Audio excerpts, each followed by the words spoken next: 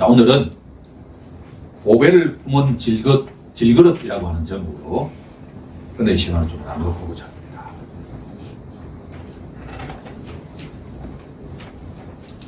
대학에 처음 들어갔을 때 국어 교수님이 한 멘트를 하셨는데 지금도 기억에 생생히 남는 것이 뭐냐 하면 우리가 왜 먹을까요? 하면서 그림을 쭉 그려서 배가 고프니까 먹죠 라고 우리가 다 생각했는데 그분 말씀이 비어 있으니까 채웁니다 라는 이야기를 했습니다. 오늘 성경에 인간이 누구인가 라고 질문할 때 그 답을 인간은 그릇이다 라고 이야기를 하고 있습니다.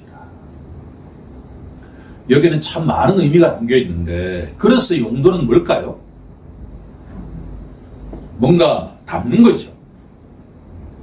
그런데 그 그릇에 뭔가 담겨 있으면 주인이 그 그릇에 뭔가 채울 수 있나 없나요? 없죠. 인간은 빈 그릇이 될 때 주인이 사용을 하기 시작하는데 우리는 계속 그 그릇을 채우려고 해요. 신앙생활을 한다는 것은 뭐냐 그러면 하루하루 빈 그릇이 되도록 버리는 거다라고 생각할 수도 있습니다. 사도 바울은 오늘 우리에게 인간은 질그릇이다 라고 이야기를 하고 있습니다. 성경에서 그릇에 대한 이야기는 많이 하고 있는데 그 첫 번째 내용이 뭐냐 그러면 이사야서 64장 8절에 가면 이렇게 기록하고 있습니다. 그러나 여호와여 이제 주는 우리 아버지시니이다. 우리는 진흙이요 주는 토기장이시니 우리는 다 주의 손으로 지으신 것이니이다. 창조주 하나님이 토기장이시라면 우리 인간은 진흙으로 빚은 질그릇이다. 이 이사야 선지자의 말씀을 이어받아서 로마서에서는 뭐라고 말하냐 그러면 로마서 9장에 가게 되면 21절에 토기장이신 하나님께서 진흙 한 덩어리로 하나는 귀히 쓸 그릇을 하나는 천히 쓸 그릇을 만들 고난이 없느냐라고 말씀하시죠.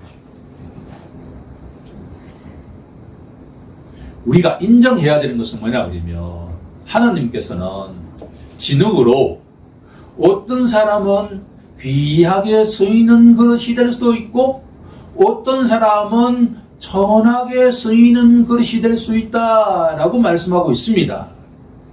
여기서 우리가 이런 질문을 하잖아요. 우리는 천하게 쓰이고 있는 그릇인가? 귀하게 쓰이고 있는 그릇인가? 라고 말입니다. 누구라도 우리들은 하나님께 어떻게 쓰임받기를 원하시죠? 귀하게 쓰임받기를 원하시죠. 오늘 우리가 집중하고자 하는 성경 구절은 디모데후서 2장 20절입니다. 오늘 본문을 이해하는 데 아주 중요한 성경 구절입니다.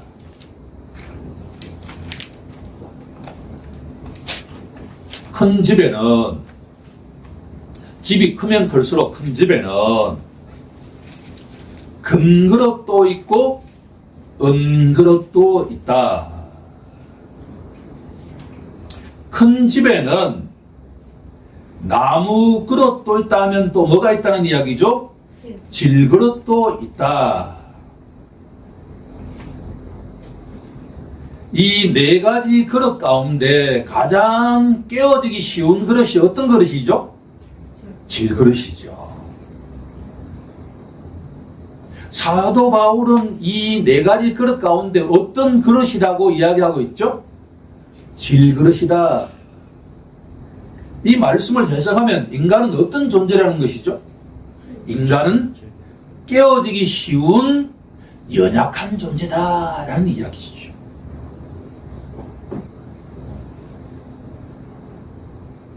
그런데 오늘 말씀에 가장 소망적으로 다가오는 구절은 21절 말씀입니다. 디모데후서 2장 21절 말씀이 오늘 본문을 이해하는데 아주 중요한 말씀이다라고 하는 거예요. 같이 한번 합독해 볼까요? 시작. 그러므로 누구든지 이런 것에서 자기를 깨끗하게 하면 귀히 쓰는 그릇이 되어 거룩하고 주인의 쓰심에 합당하며 모든 선한 일에 준비함에 되리라.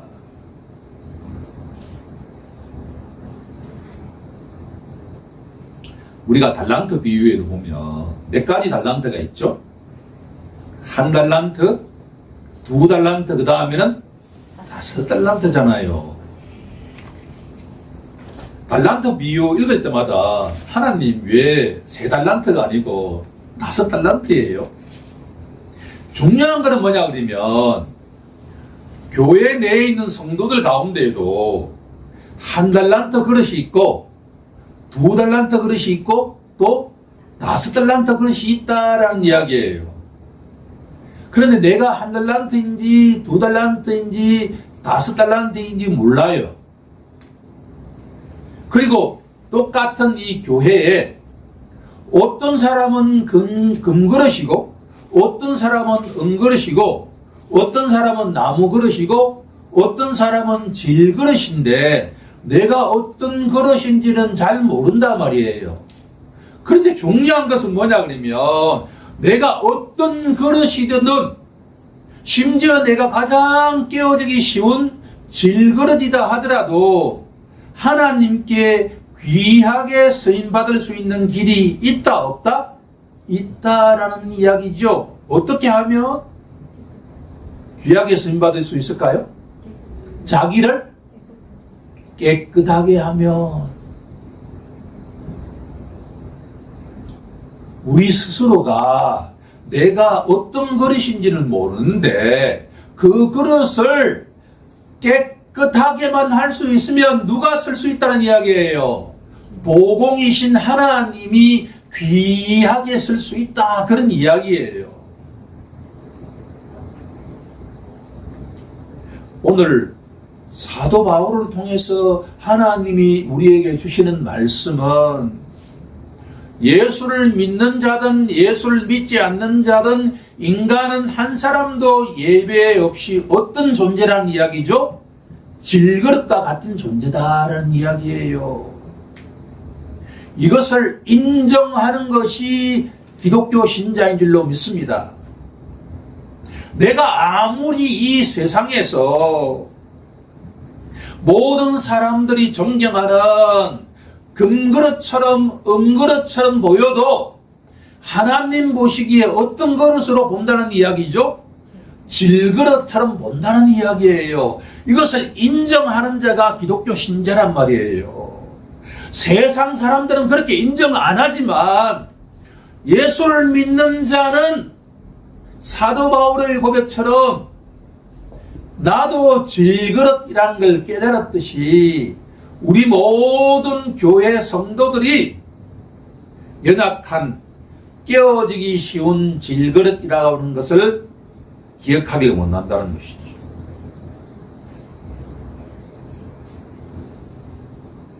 그런데 자기를 깨끗하게 하면 하나님께 귀하게 쓰임받는 그릇이 될 수 있다라고 하는 것이 복음이라고 한다면 우리 각자가 어떻게 하면 자신을 깨끗하게 할 수 있을까라는 질문에 도달하지 않겠습니까? 우리가 하루 이틀만 씻지 않으면 어떻게 되죠? 모든 게 뭔가 정상적이지 않잖아요, 이게요. 그렇죠? 양치하는데 익숙해지면 식사하고 난 뒤에 양치를 하지 않으면 뭔가 뭐예요? 이게 깨끗하지가 않죠. 똑같죠. 우리가 말이에요. 밖에 나갔다가 외출했다가 들어오면 깨끗한 물로 샤워를 하고 뭔가 본인이 원하는 오일 같은 걸 바르고 나면 몸이 뭐예요? 새롭다는 느낌이 들잖아요. 우리의 눈에 보이지 않는 영혼이 어떻게 하면 깨끗함을 받을 수 있을까라는 질문이 오늘 이해하는 포인트예요.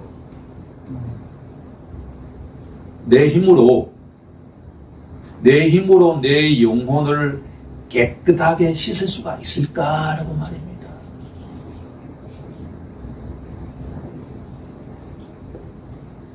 오늘 중요한 내용을 한 가지 알려드리고자 하는데, 뒤쪽에 제가 교회 소식에 기록해 놓았는데요. 심리학자들이 한 연구에 따르면 한 사람의 마음에 4개의 창문이 있다라고 밝혔습니다. 첫 번째 자아는 공개된 자예요. 이것은 공개되어 있다라는 이야기는 뭐냐 그러면 가장 중요한 게 뭘까요? 얼굴이죠. 얼굴은 공개된 거예요. 서양인들 눈에는 처음에 선교사들이 우리나라에 오고 난 뒤에 어떤 사람을 어제 만났는데 그 다음날 되니까 아무리 구분이 안 된다는 이야기예요. 똑같이 보였어요. 마찬가지로 우리 조선 사람 눈에 어제 어떤 선교사를 만났는데 다음에 선교사가 3사람 오니까 아무도 구분하지 못했다는 거예요. 그런데 시간이 지나니까 선교사의 눈에 모든 조선 사람들이 다 다르다라고 하는 것을 알게 되었다라고 하는 거예요. 또 공개된 자아는 뭘까요? 목소리죠. 신비합니다. 저는 하나님이 참 신비로운 분이다라고 하는 것을 알 수 있는 게 뭐냐 그러면 똑같은 목소리를 가진 자가 있나 없나요? 없어요. 조금 비슷할 수는 있죠. 이게 공개된 자예요. 두 번째 자, 재밌는 내용입니다. 숨겨진 자예요. 숨겨진 자. 이것은 나는 아는데 다른 사람은 모르는 자예요. 있죠. 심지어 나의 배우자도 몰라요. 나의 가장 친한 친구도 몰라요. 나만 아는 자예요. 이런 자를 숨겨진 자라고 해요. 세 번째 자가 뭐냐 그러면 눈먼 자예요. 눈먼 자.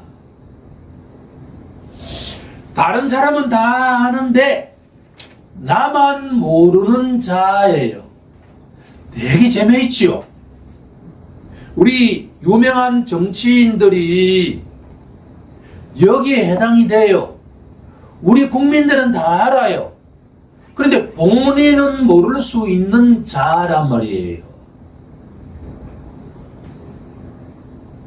여러분들 안데르센 동화 가운데 벌거벗은 임금님이라고 하는 동화를 알죠? 제가 한번 찾아보니까 어느 나라에 아주 부강한 나라의 왕인데 이 사람이 너무나 사치를 좋아하는데 특히나 새로운 옷에 대해서는 만사를 제쳐놓고 아무리 비싸도 사 입으려고 하는 왕이에요. 오늘날 저 먼 나라에서 유명한 디자이너 2사람이 와가지고 제가 이런 돈을 주면 이 세상에서 최고의 옷을 지어드리겠습니다 라고 이야기한 다음에 돈을 받고 왕궁의 어떤 호화로운 방에서 옷을 짓기 시작하는데 시간이 되어 가는데도 옷이 안 오자 신하들 한 사람씩 보내가지고 묻습니다. 옷이 다 되어 가느냐 보여달라. 이 옷은 멍청한 사람의 눈에는 안 보입니다 라고 이야기를 하니까 어느 순간부터 왕이 옷이 다 되어 가느냐라고 이야기하니까 이 신하들이 처음에는 쭈삣쭈삣 하더니만 모든 사람들이 다 되어 갑니다. 최고의 옷입니다 라고 이야기해가지고 기한이 되어서 임금 앞에 와가지고 이렇게 그림을 그리고 난 뒤에 판토마임 하는 것처럼 그 임금에게 옷을 입혔습니다. 옆에 있는 모든 신하들이 뭐라고 이야기했을까요? 최고의 옷입니다 라고 하니까 이 임금은 팬티도 입지 않고 그대로 옷을 입었다라고 하는 거예요.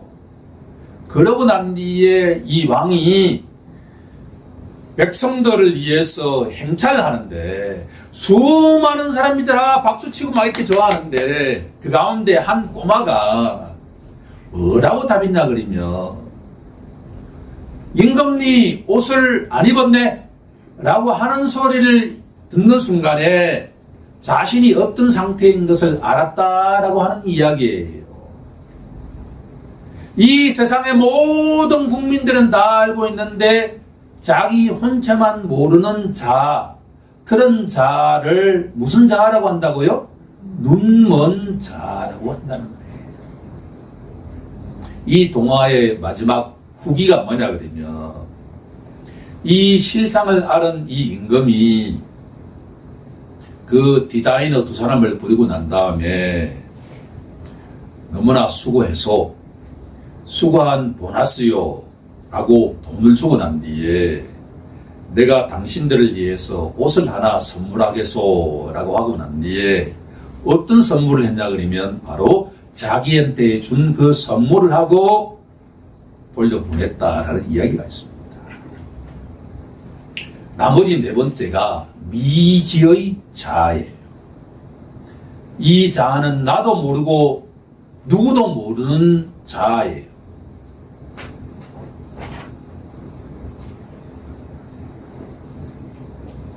마치 잠재 의식 속에 빠져있는 것과 같은 자아. 그런데 하나님께서 왜 사랑하는 자녀일수록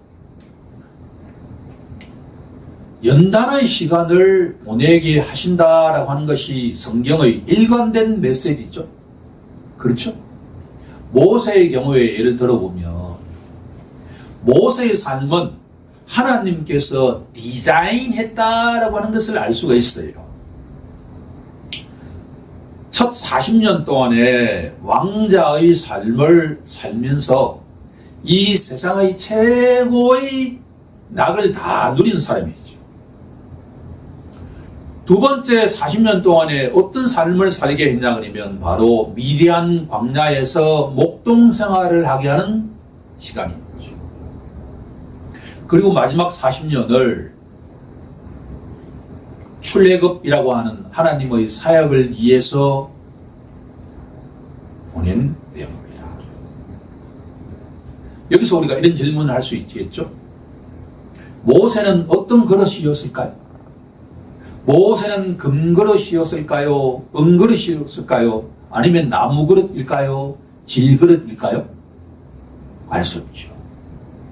그런데 중요한 것은 뭐냐 그러면 모세는 광야 40년 생활을 보내면서 최고의 왕궁의 삶을 살다가 이 세상에서 가장 희망 없는 목동 생활을 40년 동안 살아가면서 자기를 어떻게 깨끗하게 했느냐라고 하면 네 가지 자아 가운데 어떤 자아를 발견하게 되었느냐라고 한다 그러면 바로 두 번째 자아, 세 번째 자아를 깨닫게 되었습니다.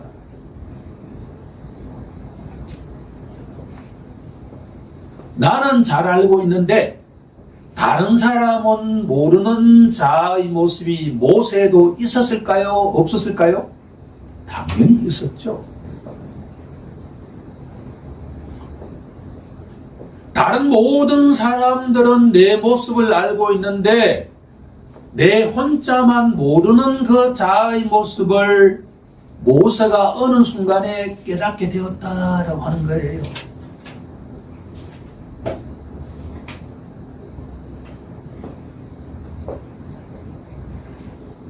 인간은 한 사람도 예외 없이 질그릇처럼 연약한 존재인데 하나님께서 그 각자 나름대로 광야의 시간, 연단의 시간을 보내게 하시는 것은 뭐냐 그러면 지금까지 살아왔지만 내가 알지 못하는 내 모습, 타인은 전혀 알지 못하지만 내 자신이 알고 있는 그 모습을 누구에게 오픈하기 시작한다는 이야기죠.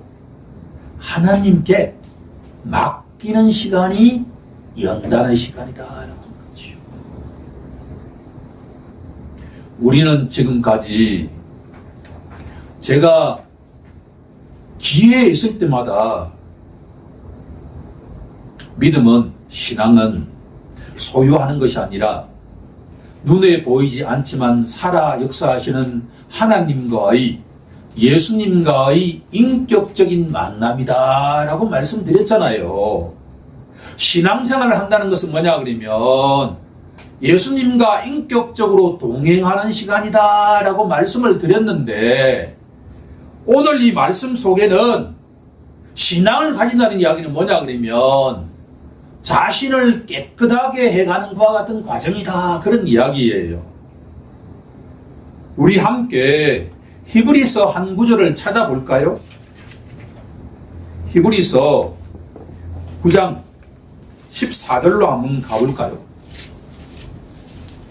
신약 성경 362쪽으로 한번 가보겠습니다.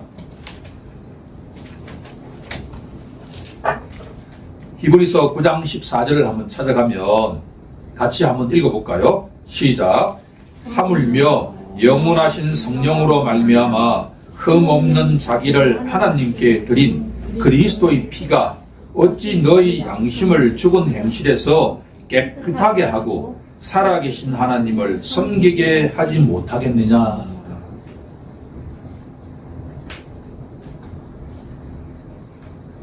오늘 설교의 포인트는 딱 한 구절입니다.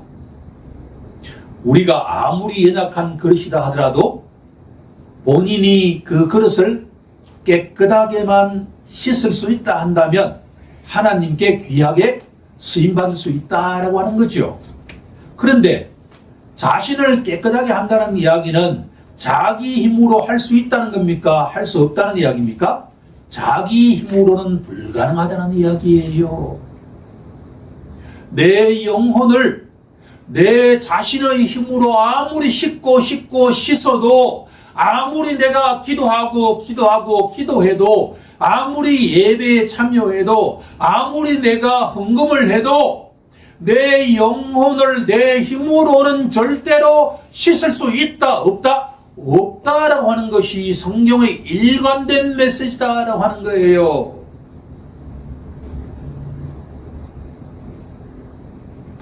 나만 아는 내 자아의 모습이 깨어지기 위해서는, 내가 모르는 내 자아의 모습을 깨어지기 위해서는 누군가의 도움을 받아야 된다라고 하는 겁니다. 그 누군가의 도움이 누구라고 되어 있죠? 예수인데 그분의 뭐를 통해서만 우리가 깨끗하게 될 수가 있다? 보혈을 통해서만 깨끗하게 될 수 있다라는 말씀입니다. 흠없는 자기를 아버지 하나님께 드린 하나님의 아들 그리스도의 피가 어찌 너희 양심을 죽은 행실에서 깨끗하게 하고. 주님이 사랑하시는 성도 여러분, 우리 영혼이 하나님 아버지 보시기에 깨끗하게 흠없고 정결한 영혼이 될 수 있는 유일한 길은 내 스스로의 힘으로 그 영혼을 정결케 하는 것이 아니라 누군가의 도움을 받아서 바로 하나님의 아들이신 주 예수 그리스도의 십자가 보혈을 통해서만이 내 영혼이 온전하게 정결케 될 수 있다라고 하는 이 깨달음은 바로 연단의 시간을 통해서만 가능하다라는 이야기입니다.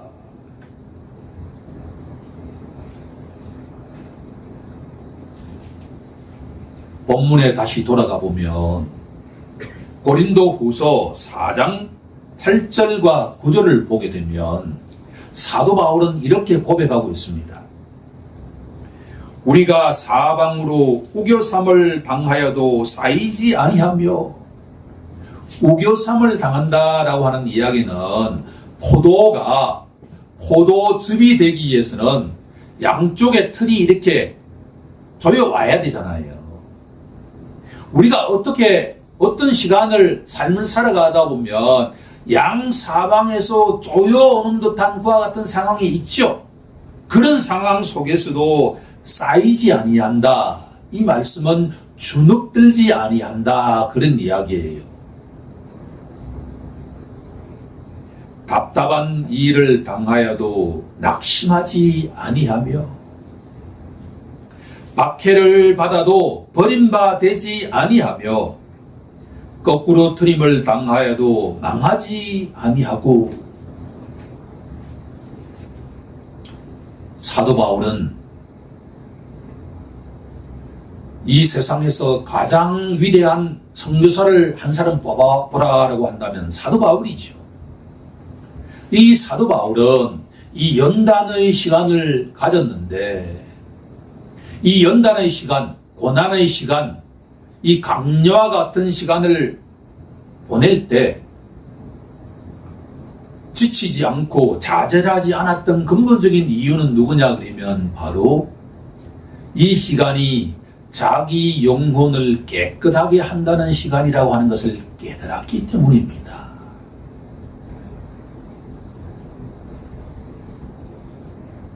이제 마지막 세 번째 갈로의 정답으로 나아갑니다. 신자는 그 속에 뭘 품고 있는 자일까요? 보배를 품고 있는 자입니다.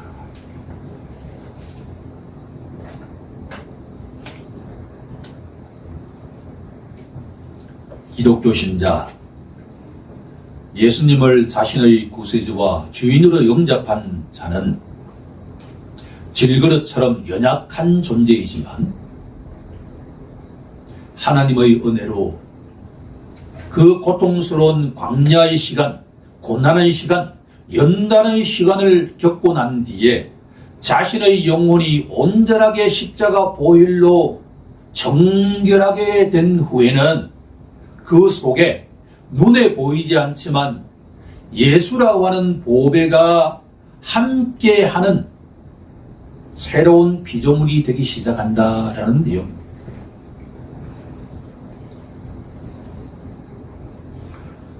우리 다 함께 자기 스스로가 내 속에 예수라고 하는 보배가 살아계신다라고 고백하는 시간이 되길 간절히 원합니다.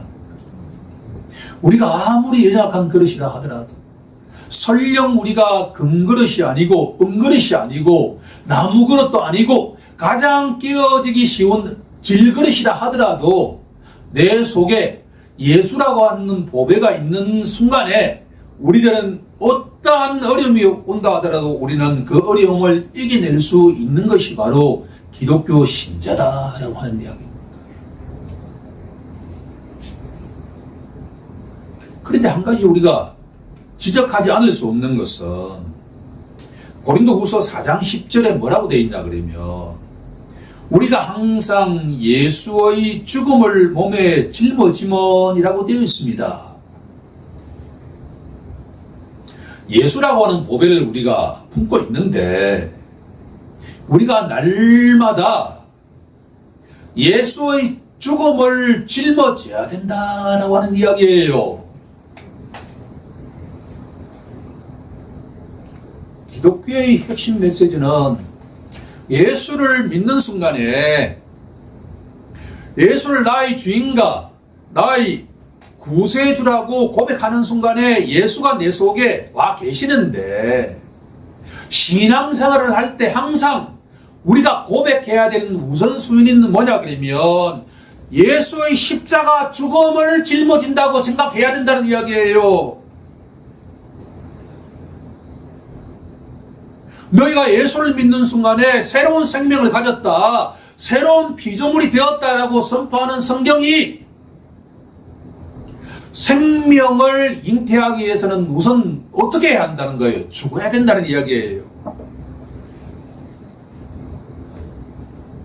예수님께서 이 땅에 오셔서 우리 모든 사람들에게 새로운 생명을 주시기 위해서 이 땅에 오셨는데, 새로운 생명을 누리기 위해서는 우선 어떻게 돼야 된다는 거죠?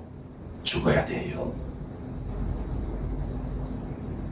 예수님께서 2000년 전에 십자가에서 죽으셨던 것처럼 우리 또한 날마다 예수와 함께 죽었다라고 고백하는 순간에 내 속에 살아계신 예수가 뭘 우리에게 주신다는 거예요? 생명을 주신다라는 겁니다. 우리 다 함께 다가오는 한 주 동안에, 전에는 우리가 저 지옥을 향해서 달려가야 할 불신자였다고 한다면, 이제 주 예수 그리스도에 의지하여 새로운 생명을 얻게 되었기 때문에 우리는 날마다 십자가의 그 보혈을 기억하면서 예수의 죽음을 몸에 짊어질 때, 그렇게 우리가 고백할 때 우리에게 새로운 생명이 살아 역사하신다는 것을 기억하는 우리 모두가 되길 주 예수 그리스도 이름으로 감사드리며 기도 올려옵나이다. 아멘.